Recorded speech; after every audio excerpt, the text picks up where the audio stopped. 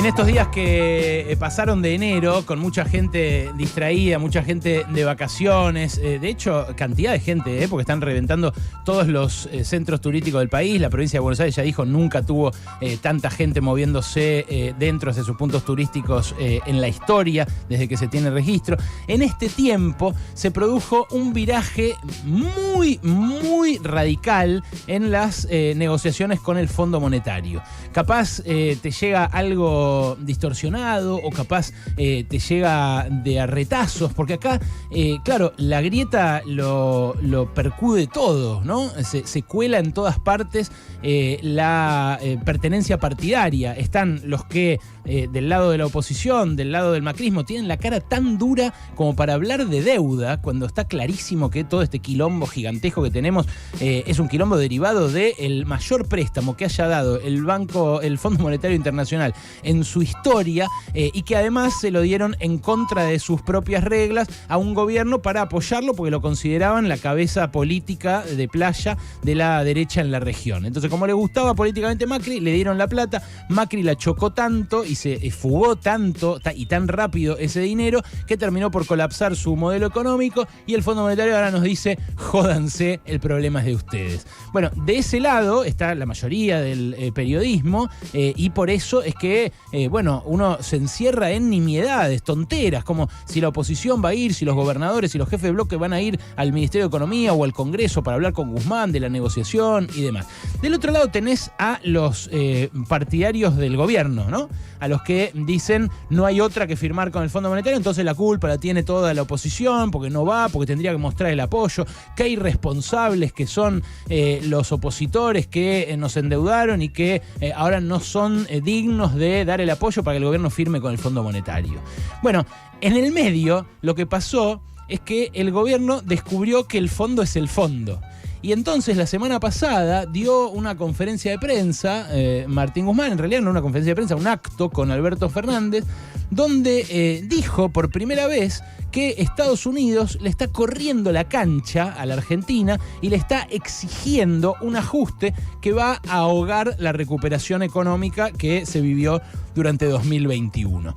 Ya el propio proyecto de presupuesto que se le hundió a Martín Guzmán preveía un crecimiento del 4%, mucho más modesto que el 10% que rebotó la economía en 2021, después de haber caído casi un 10% también en 2020. Hay algunos empresarios acá que son optimistas, que dicen puede crecer más la economía con un acuerdo con el Fondo Monetario. Pero claro, en realidad los acuerdos con el Fondo Monetario son siempre iguales, siempre exigen ajuste y siempre obligan a las economías a juntar reservas para repagar la deuda que el Fondo Monetario inmediatamente reclama cuando firma un programa como el que firma con la Argentina. En este caso además es una deuda impagable, porque Argentina de ningún modo puede juntar 45.000 millones de dólares más intereses anuales del 4% de acá a 10 años. Entonces, lo que pasó en estas 2 semanas, que yo no los estuve acompañando acá, es algo que cambia rotundamente el juego. Por un lado, Estados Unidos endurece su posición y el Fondo Monetario también. Y esto se ve en señales muy claras, como por ejemplo que designaron como representante en Argentina a un británico que antes asesoró a la silla británica en el directorio del fondo y que además viene siendo hace 22 años funcionario en distintos roles en el Fondo Monetario. O sea, un tipo durísimo que participó del préstamo a Macri que hundió a la economía en esta encerrona.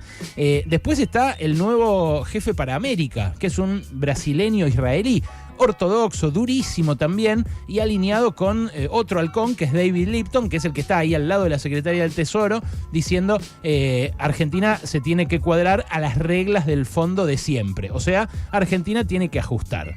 ¿Qué quiere decir que Argentina ajuste? Bueno, que este año haya menos guita para jubilaciones, menos guita para educación, menos guita para salud, menos guita para el propio funcionamiento de la economía, porque todos esos sueldos que no se paguen, todo ese gasto que no se haga, le quita combustible a la recuperación de la economía, y además significa más inflación. El acuerdo con el Fondo Monetario significa, al principio, más inflación porque ellos exigen que suban las tarifas y que así se reduzca el gasto público en subsidios y también que suba el dólar. ¿Por qué? Y bueno, para que se reduzca la brecha con los paralelos. Todo eso genera inflación. Bueno, la pregunta ahora es qué va a hacer el gobierno frente a este dato. El dato central, que es que el fondo se endureció y mostró algo que ya muchos veníamos viendo, no muchos, algunos veníamos viendo el año pasado, que es que en todos los últimos acuerdos el fondo fijó las mismas reglas de siempre, las reglas del ajuste.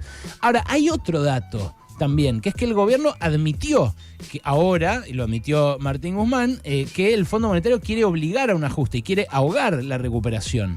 Y esto lo dijo por primera vez el gobierno la semana pasada. Hasta ahora era, no, el fondo cambió, es otra cosa, hay un nuevo fondo, Cristalina Georgieva nos va a ayudar a zafar.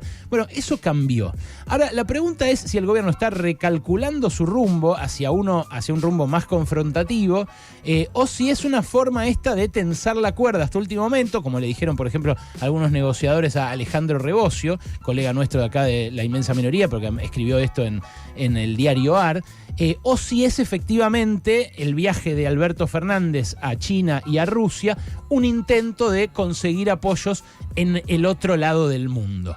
La negociación con el fondo es recontrapolítica. El fondo está hecho desde su inicio para que Estados Unidos siga siendo la principal potencia mundial, porque el fondo nació al término de la Segunda Guerra Mundial como un reaseguro de Estados Unidos para mantener esa hegemonía que consiguió después de haber ganado la guerra. Bueno, la situación ahora es muy crítica, porque como Estados Unidos se endureció y como el gobierno por primera vez blanqueó que si firma con el fondo vamos a una crisis, vamos a un ahogo de la economía y vamos a más inflación, hasta ahora no aparece alternativa.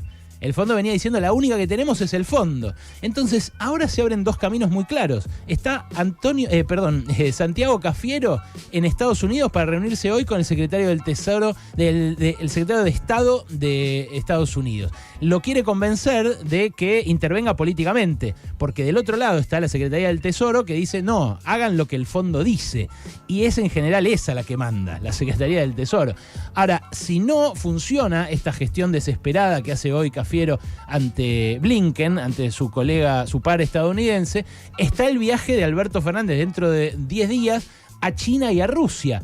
Pero en el medio, el Reino Unido está mandando armas a la frontera de Ucrania y Rusia. O sea, capaz para cuando llega Alberto hay guerra, hay misiles o tiros entre los soldados a uno y otro lado de la frontera en Rusia. Capaz no, ojalá que no, obviamente, pero es un escenario posible. Así de incierta está la realidad de la economía argentina, pero así de incierta está en parte porque el propio gobierno del Frente de Todos no asfaltó un camino alternativo al acuerdo con el fondo al que vino apostando hasta ahora. Esa es una pregunta que me parece nos tenemos que hacer. El fondo se endureció y ahora nuestro bolsillo está en jaque.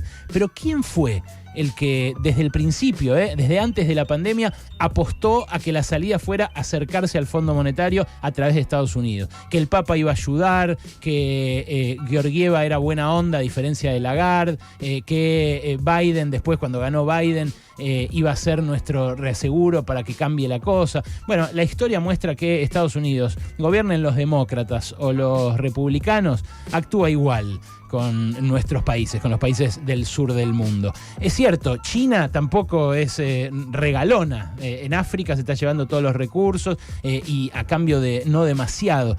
Pero es tan importante esta encrucijada que me parece que debería hablarse más abiertamente. Con el fondo se picó grosso, se pudrió todo y hasta ahora no lo están diciendo muchos.